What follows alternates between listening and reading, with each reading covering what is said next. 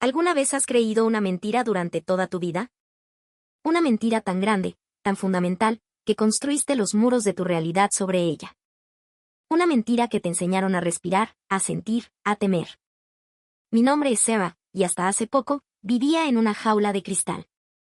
Una jaula construida en un país del primer mundo, un lugar donde el silencio es un lujo, la nieve cae con una precisión matemática y los rascacielos rasgan un cielo perpetuamente gris. Teníamos todo: calefacción central, agua caliente al instante, internet de alta velocidad y refrigeradores que te avisaban cuando la leche estaba por acabarse. Pero en esa abundancia, éramos pobres. Pobres de afecto, pobres de contacto. Vivíamos en una soledad pulcra, funcional y terriblemente fría. Nadie se tocaba, nadie se miraba a los ojos por más de 2 segundos. El calor humano era una anomalía. Y en el centro de esa jaula, en el núcleo de mi alma, mis padres habían plantado una semilla de miedo, una verdad absoluta que regaban cada día: Perú es el infierno en la tierra. Esa era la mentira. Perú. La palabra misma era un veneno. Desde niña, me mostraron documentales sensacionalistas, noticias de secuestros, imágenes de selvas impenetrables y sucias. Son salvajes, Sarah, me decía mi padre, con la seriedad de un cirujano. Un país de narcotraficantes, terroristas y criminales. La gente vive entre la basura y la violencia. Si pones un pie allí, te secuestrarán, te robarán hasta el alma. No vayas nunca. La frase era un mandamiento grabado a fuego en mi mente. Perú no era un país, era una advertencia. Un demonio con forma de mapa. Y yo, obediente, creí. Odiaba un lugar que no conocía, temía a un pueblo que nunca había visto. Mi corazón, como el clima de mi tierra, era frío y estaba cerrado. Pero un día, el sol irrumpió en mi invierno perpetuo. Su nombre era Elena. Una compañera de la universidad, de ascendencia peruana, que era todo lo que yo no era. Ruidosa, cálida, su risa era una explosión de colores en mi mundo monocromático. Abrazaba sin pedir permiso, tocaba tu brazo al hablar y sus ojos contenían la energía de 1000 soles. Era mi antítesis y, por alguna razón, mi mejor amiga. Mi causa. Un día, mientras el vapor de nuestros cafés se desvanecía en el aire gélido de una cafetería, me dijo con una naturalidad que me desarmó: Oye, Sarah, ¿por qué no vienes conmigo a Perú este verano?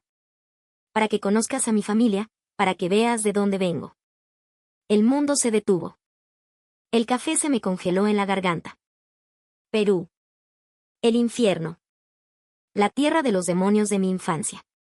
Un escalofrío recorrió mi espalda, uno que no tenía nada que ver con la temperatura exterior. Sentí el pánico, el rechazo absoluto, la voz de mi padre resonando en mis oídos. Ni loca, pensé. Pero entonces vi el rostro de Elena. No había malicia, solo una invitación pura, una puerta abierta a su corazón. Y en ese instante, en lo más profundo de mi ser, una pregunta prohibida, un susurro herético, comenzó a tomar forma: ¿y si la mentira? ¿Era solo eso, una mentira? Esa pregunta fue el primer temblor. El inicio del derrumbe de mi jaula de cristal. A pesar del miedo que me paralizaba, a pesar de las advertencias que gritaban en mi cabeza, una curiosidad inconfesable, una necesidad de saber si había odiado en vano, me empujó a decir que sí. Ese sí fue el boleto de avión no solo a otro país, sino a otro mundo, a otra vida. Un viaje que no solo cruzaría el Ecuador, sino que derretiría el hielo que por 22 años había protegido, y aprisionado, a mi corazón. Estaba a punto de descubrir si el infierno que me habían pintado era real, o si, por el contrario, era el único lugar que podría sanarme. El avión comenzó su descenso y mis nudillos estaban blancos de tanto apretar el reposabrazos. A mi lado, Elena dormía plácidamente, con una sonrisa en los labios, como si regresara al lugar más seguro del mundo. Para mí, era un descenso a las fauces del lobo. Cada nube que atravesábamos era un velo que me acercaba más al peligro que me habían programado para esperar. Por la ventanilla, vi una masa de tierra marrón y desértica, bordeada por un océano de un azul profundo y agitado. Luego, una mancha gris y caótica de edificios que se extendía hasta donde alcanzaba la vista. Lima. La capital del infierno. Prepárense para el aterrizaje, anunció el capitán con una voz tranquila que contrastaba violentamente con el galope de mi corazón. El golpe de las ruedas contra la pista del Aeropuerto Internacional Jorge Chávez fue brutal, pero no tanto como el golpe que recibió mi alma. Había llegado. Estaba en territorio enemigo. Llegamos, causa, exclamó Elena, despertando con una energía renovada. Su alegría era un cuchillo en mi ansiedad. ¿Lista para conocer el rico Perú? No, no estaba lista. Quería esconderme, desaparecer. Al abrirse las puertas del avión, una ola de aire tibio y húmedo, cargado de un olor extraño, una mezcla de sal, combustible y algo más, algo vivo, me golpeó la cara. El primer aliento del monstruo. Caminé por la manga como un condenado hacia el patíbulo, aferrada a mi equipaje de mano como si fuera un escudo. Y entonces entré a la terminal. El impacto fue total. Mi mundo de silencio ordenado y espacios personales respetados se hizo añicos en un instante. El caos. Un caos vibrante, ensordecedor y abrumadoramente humano. Gente por todas partes. Familias enteras, con abuelos, tíos y niños corriendo, gritando de alegría. Hombres y mujeres se abrazaban con una desesperación amorosa, llorando sin pudor, besándose como si el mundo se fuera a acabar. Un estruendo de voces, risas, llantos, anuncios por los altavoces y música lejana que parecía cumbia. Era un organismo vivo, un corazón latiendo a un ritmo frenético y apasionado. En mi país, los reencuentros en el aeropuerto eran apretones de manos discretos, sonrisas contenidas. Aquí, el amor era un espectáculo público, una explosión que no pedía permiso. Me sentí completamente ajena, una pieza de hielo en medio de un volcán. Aferré mi bolso con más fuerza, convencida de que en cualquier segundo un ladrón se abalanzaría sobre mí desde esa marea humana. Tranquila, me dijo Elena, notando mi palidez. Tomó mi mano, un gesto que en mi país sería una invasión y que aquí se sentía como un ancla. Esto no es caos, es vida. Es cariño. La gente aquí siente de verdad. Salimos a la zona de llegadas y la vorágine se intensificó. Taxistas gritando ofertas, familias agitando carteles, el olor a comida callejera mezclándose con el humo de los autos. Me sentí desnuda, expuesta. Calata. Veía peligro en cada esquina, una amenaza en cada rostro que me miraba con curiosidad. La mentira que me habían contado no era una historia, era un instinto de supervivencia que ahora corría por mis venas. Elena, en cambio, navegaba ese mar de gente con la naturalidad de un pez en el agua. Saludaba con la cabeza a desconocidos, sonreía, negociaba con un taxista con una mezcla de firmeza y bromas que yo jamás podría imitar. Listo. Vámonos al toque, dijo, empujándome suavemente hacia un auto que parecía tener más años que yo. El viaje en taxi fue otra prueba de fuego. El conductor zigzagueaba entre el tráfico con una audacia suicida, tocando el claxon como si fuera una extensión de su voz, discutiendo a gritos con otros conductores para luego reírse con ellos un segundo después. Yo me aferraba a la puerta, segura de que moriríamos. Pero al mirar por la ventana, vi algo que no cuadraba con mi idea del infierno. Vi murales coloridos en las paredes, parques llenos de gente jugando al fútbol, vendedores ambulantes ofreciendo frutas de colores imposibles. Vi vida. Una vida desordenada, ruidosa, imperfecta, pero innegablemente viva. Llegamos al departamento de la familia de Elena en Miraflores. Al entrar, fui recibida por una avalancha de abrazos y besos de gente que nunca había visto. Su madre, una mujer de sonrisa cálida, me apretó contra su pecho y me dijo, «Bienvenida, mamita. Estás en tu casa». Su padre me dio una palmada en la espalda que casi me saca el aire y me ofreció una cerveza helada. Sus hermanos y primos me hicieron 1.000.000 de preguntas, todos al mismo tiempo, riendo de mi español torpe, pero con una genuina curiosidad, no con burla. En mi país, conocer a la familia de un amigo era un proceso formal, lleno de silencios incómodos. Aquí, en menos de 5 minutos, sentí que me habían adoptado. Me sentía abrumada, confundida, pero por primera vez en mucho tiempo, el frío de mi alma comenzó a sentir un calor extraño, un calor que no venía de una calefacción, sino de las personas. Esa noche, mientras intentaba dormir, escuchando las risas y la música que venían de la sala, me di cuenta de algo aterrador. El infierno que me habían descrito se sentía, extrañamente, como un hogar. Y esa contradicción fue la primera grieta seria en los muros que había construido a mi alrededor. A la mañana siguiente, el sol de Lima, un sol pálido y lechoso que se filtraba a través de una capa de nubes, me despertó. El aire olía a mar y a café recién pasado. En la mesa del desayuno, la madre de Elena me sirvió un pan con palta y un jugo espeso de un color anaranjado intenso. Jugo de lúcuma, mamita, para que tengas energía, me dijo. Nunca había oído hablar de la lúcuma. Probé el jugo con cautela. El sabor era indescriptible. Dulce, cremoso, con un toque a caramelo y a tierra. Era como probar un color que no sabía que existía. Buenazo, ¿no?, dijo Elena, guiñándome un ojo. Asentí, sin palabras. Después del desayuno, Elena anunció el plan del día. Vamos de compras para el almuerzo. Te voy a llevar a un lugar de verdad, nada de supermercados gringos. Vamos al mercado de Surquillo. La palabra mercado activó todas mis alarmas. En mi mente, era sinónimo de suciedad, desorden, peligro. Me imaginé puestos destartalados, moscas, olores nauseabundos. Pero no podía negarme. Llegamos y, una vez más, mis prejuicios se estrellaron contra la realidad. El mercado era un universo sensorial. Un laberinto de pasillos repletos de vida y color. El techo alto dejaba entrar una luz que iluminaba montañas de productos frescos.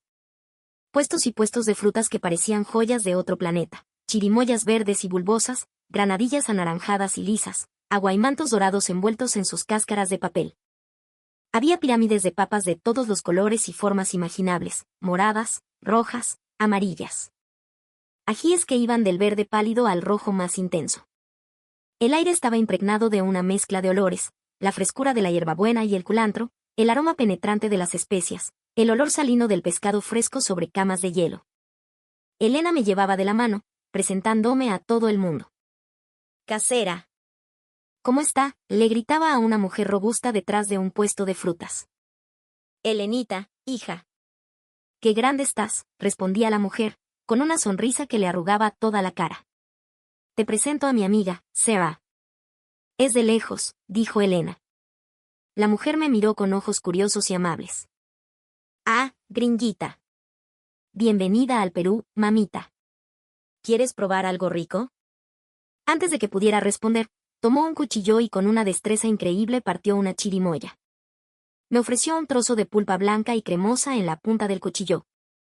Dudé. Mi mente gritaba, no comas eso. No está lavado. Te vas a enfermar. Pero la sonrisa de la casera era tan genuina, tan desprovista de malicia, que mi miedo pareció ridículo. Tomé el trozo y me lo llevé a la boca. La explosión de dulzura fue celestial. Era como comer un postre hecho por la naturaleza.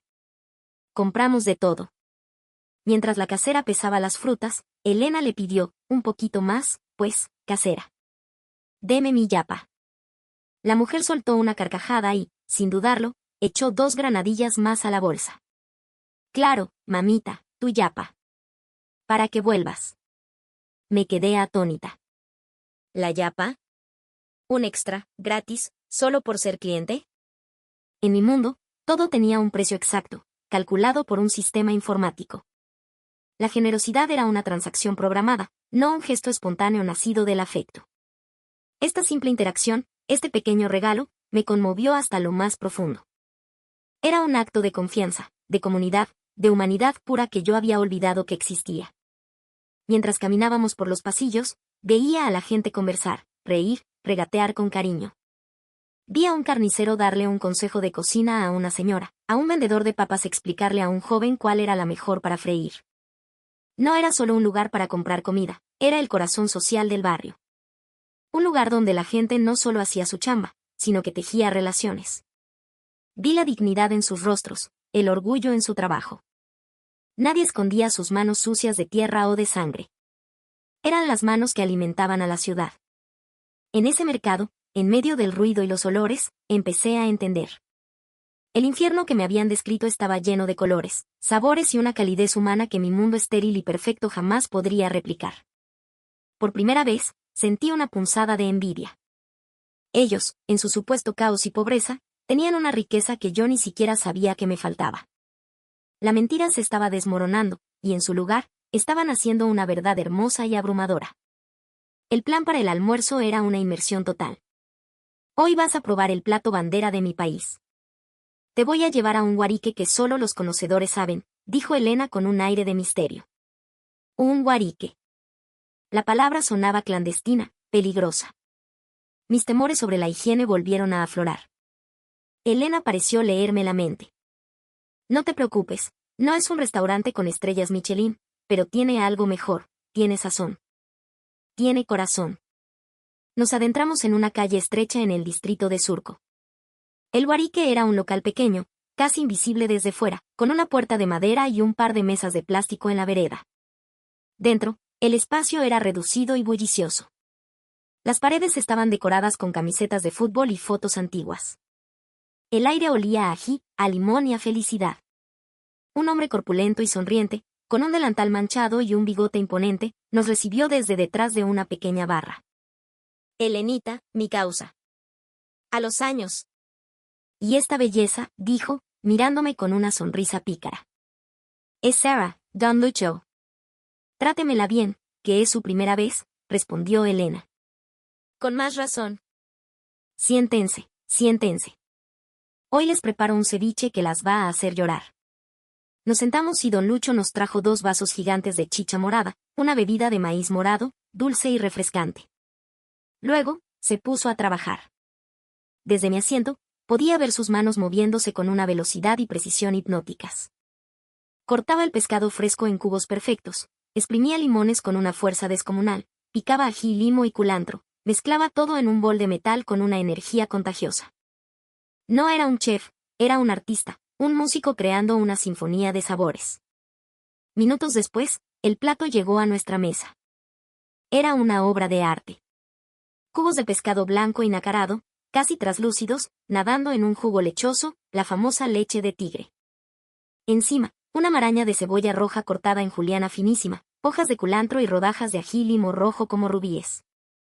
A un lado, un trozo de camote anaranjado y brillante, y granos de choclo gigantes. El aroma era electrizante, cítrico, picante, fresco. Prueba, me instó Elena. Tomé el tenedor con mano temblorosa. La voz de mi padre retumbaba, pescado crudo. Te vas a morir de una infección. Cerré los ojos y me llevé el primer bocado a la boca. Y entonces, el mundo explotó. Una explosión de sabores que detonó en mi paladar y recorrió todo mi cuerpo. Primero, la acidez pura y vibrante del limón, que despertaba cada una de mis papilas gustativas. Luego, la textura firme y suave del pescado, tan fresco que sabía al océano mismo. Inmediatamente después, el picor agudo y perfumado del ají, un fuego delicioso que no quemaba, sino que encendía. La dulzura del camote llegaba para calmar el picante, y la textura crujiente del choclo completaba la sinfonía. Era ácido, salado, picante, dulce, fresco todo a la vez. Era perfecto. Era la vida misma en un plato. Levanté la vista hacia Elena y me di cuenta de que estaba llorando. Las lágrimas corrían por mis mejillas sin control. No eran lágrimas de tristeza ni de dolor. Eran lágrimas de pura, abrumadora e incomprensible emoción. Estaba llorando por el sabor, sí, pero también por algo más. Estaba llorando por la revelación. La mentira se había disuelto por completo en esa leche de tigre. Este sabor, esta pasión, esta alegría, esto no podía venir de un infierno. Esto solo podía nacer en un lugar bendecido, en un paraíso. Don Lucho se acercó a la mesa, preocupado. ¿Qué pasó, mamita? ¿Muy picante? Negué con la cabeza, incapaz de hablar. No, don Lucho, dijo Elena, rodeándome con un brazo. Está llorando de felicidad. Le ha encantado. El rostro de don Lucho se iluminó con una sonrisa de orgullo paternal. Ah, buenazo. Ya sabía yo. Come, come, hijita, que para eso estamos. Para dar alegría. Esta es mi chamba. Y en esa frase tan simple, para dar alegría, entendí el alma de este país. La gente aquí no solo trabajaba para sobrevivir, trabajaban para compartir, para dar, para hacer feliz al otro. Terminé el plato, bebiendo hasta la última gota de leche de tigre directamente del plato, como me enseñó Elena. Y con cada bocado, sentía que algo dentro de mí se sanaba. El frío de mi soledad se derretía con el calor de esa comida hecha con amor. El miedo que me habían inculcado se ahogaba en la acidez de ese limón. Me sentí limpia por dentro, renacida. Ese día, en un pequeño guarique de una calle cualquiera de Lima, no solo descubrí el ceviche. Descubrí una parte de mi alma que no sabía que estaba hambrienta. El Perú no era mi enemigo, era mi cura. Los días siguientes fueron un torbellino de descubrimientos que continuaron demoliendo, ladrillo por ladrillo, la prisión de mis prejuicios. Elena estaba decidida a mostrarme todas las facetas de su país, y yo me dejé llevar, con una mezcla de vértigo y una nueva y voraz curiosidad. Un día me llevó a Gamarra. Al bajar del taxi, el impacto fue casi tan fuerte como el del aeropuerto. Un océano de gente, una densidad humana que desafiaba las leyes de la física.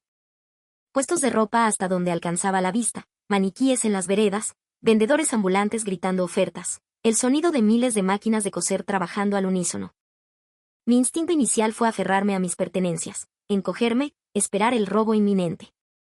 El caos parecía el caldo de cultivo perfecto para el crimen que tanto me habían advertido. Pero mientras caminábamos, empecé a notar los detalles. Vi a un joven ayudar a una anciana a cargar sus pesadas bolsas. Vi a dos vendedoras de puestos rivales compartiendo un chiste y una gaseosa. Vi a un hombre ceder el paso a una madre con su cochecito en medio del gentío. Era un caos, sí, pero un caos con reglas no escritas, una coreografía de respeto mutuo y solidaridad. La gente no se empujaba con hostilidad, sino que se rozaba, se pedía permiso, se sonreía. Era la antítesis del orden frío y distante de mi ciudad, donde la gente mantenía metros de distancia como si el contacto físico fuera una enfermedad. Aquí, la proximidad no era una amenaza, era una forma de comunidad. La gente trabajaba duro, en condiciones que en mi país serían impensables, pero había una energía vibrante, un espíritu de lucha y optimismo que era contagioso. Esa chamba no era solo un trabajo, era una declaración de vida. Otro día, tomamos el tren hacia Cusco. El viaje fue una transición mágica, desde la costa desértica hasta las alturas imponentes de los Andes. Pero lo que más me impactó no fue el paisaje, sino la gente. En el vagón, viajaba una familia de una comunidad campesina. Las mujeres llevaban sus trajes tradicionales con un orgullo deslumbrante, polleras de múltiples capas y colores vivos, jiquias tejidas a mano con diseños complejos y sombreros altos adornados con flores. En mi país, la tradición a menudo se relegaba a museos o festivales folclóricos. Aquí, la tradición estaba viva, era parte del día a día, una fuente de identidad y belleza, no de vergüenza. Vi a una de las mujeres más jóvenes sacar un smartphone de su bolso tejido. La imagen me chocó, la fusión perfecta entre el pasado ancestral y el presente globalizado. No había conflicto. Podían ser ambas cosas a la vez, sin pedir permiso ni disculpas. Por la noche, paseamos por el barrio de Barranco en Lima. Un distrito bohemio, lleno de casonas antiguas con balcones de madera, paredes cubiertas de arte urbano espectacular y una energía creativa que se respiraba en el aire. Los bares y cafés rebosaban de jóvenes. Jóvenes que vestían como querían, con el pelo de colores, tatuajes, estilos únicos. Reían a carcajadas, debatían de política, tocaban guitarra en las plazas. Había una libertad de expresión, una autenticidad que contrastaba brutalmente con la presión por encajar, por seguir la norma, que yo sentía en mi entorno. Me habían dicho que este era un país atrasado y salvaje, pero lo que veía era una cultura vibrante, diversa y profundamente sofisticada en su capacidad de celebrar la vida y la individualidad. Cada experiencia era una lección. El sabor de un ají de gallina cremoso en un pequeño restaurante familiar, que me recordaba al abrazo de una abuela que nunca tuve. La majestuosidad silenciosa de Machu Picchu al amanecer, que me hizo sentir insignificante y eterna al mismo tiempo. La sonrisa de un niño en la calle que me ofreció un caramelo sin esperar nada a cambio. Cada gesto de amabilidad, cada explosión de sabor, cada muestra de orgullo cultural, era un clavo más en el ataúd de la mentira que había gobernado mi vida. Una tarde, sentados en el malecón de Miraflores, mirando a los parapentes volar sobre el acantilado mientras el sol se hundía en el Pacífico, tiñendo el cielo de naranjas y morados imposibles, finalmente me quebré. Me giré hacia Elena, con los ojos llenos de lágrimas una vez más. Me mintieron, Elena, le dije, con la voz rota. Toda mi vida me mintieron. Ella no dijo nada. Solo me abrazó, fuerte, y me dejó llorar en su hombro. Lloré por los años perdidos odiando sin razón. Lloré por el miedo estúpido que me había impedido conocer esta belleza antes. Lloré de gratitud por ella, mi causa, que me había sacado de mi jaula. Y lloré de alegría, porque en ese momento supe, con una certeza absoluta, que había encontrado un nuevo hogar. No un lugar geográfico, sino un estado del alma. Me habían enseñado que el Perú era un lugar donde te podían robar todo. Y era cierto. En apenas unas semanas, El Perú me había robado el miedo, el prejuicio y la soledad. Y a cambio, me había dado el mundo. El día de mi partida llegó demasiado pronto. El viaje de regreso al aeropuerto fue un espejo inverso de mi llegada. El tráfico que antes me parecía suicida, ahora me parecía un baile enérgico. Las bocinas no eran agresiones, sino parte de la banda sonora de la ciudad. El caos del aeropuerto ya no me asustaba. Veía en él el pulso de un país que vive con el corazón en la mano. En la fila de facturación, me despedí de la familia de Elena. Su madre me abrazó tan fuerte que sentí que me recomponía los huesos y el alma. Vuelve pronto, mamita, me susurró al oído. Esta siempre será tu casa. Le creí. Cuando finalmente abracé a Elena, las palabras se me atoraron en la garganta. ¿Cómo agradecer a alguien que te ha devuelto la vida? ¿Ves?, me dijo ella, con los ojos brillantes. No somos tan malos, ¿eh? Solo un poco piñas a veces, pero con buen corazón. Me reí, una risa genuina y liberadora. Son lo mejor que me ha pasado en la vida, le respondí, y cada palabra era la más pura verdad. Mientras el avión despegaba y veía las luces de Lima hacerse cada vez más pequeñas, no sentí la misma ansiedad de la ida. Sentí una profunda melancolía, la tristeza de dejar un lugar que se había vuelto mío. Pero también sentí una fuerza nueva, una calidez en el pecho que sabía que me acompañaría siempre. El Perú no me había cambiado, me había revelado quién era yo realmente cuando me quitaban el miedo. Me había dejado emocionalmente calata, desnuda, pero no para herirme, sino para vestirme de nuevo con colores, sabores y afectos que nunca supe que existían. Regresé a mi país de silencios y nieves. Todo parecía igual, pero yo era diferente. El orden pulcro de mi ciudad ahora me parecía estéril. La distancia entre las personas me resultaba dolorosa. El silencio ya no era paz, era ausencia. Me di cuenta de que la verdadera pobreza no era la falta de cosas materiales, sino la falta de conexión humana. La pobreza la había vivido yo, en mi jaula de cristal, no la gente que había conocido en el Perú. A menudo, cierro los ojos y puedo volver allí. Puedo oler el limón y el ají del ceviche de Don Lucho. Puedo sentir el abrazo de la madre de Elena. Puedo escuchar el bullicio del mercado de Surquillo y la risa de mi amiga, de mi causa. Me habían enseñado que el Perú era el infierno en la tierra, un lugar del que debía huir. Qué equivocados estaban. Descubrí que el Perú no es un lugar al que se va para perderse, sino un lugar al que se va para encontrarse. Es un país que te abre los brazos, te sacude el alma, te alimenta el cuerpo y te cura el corazón.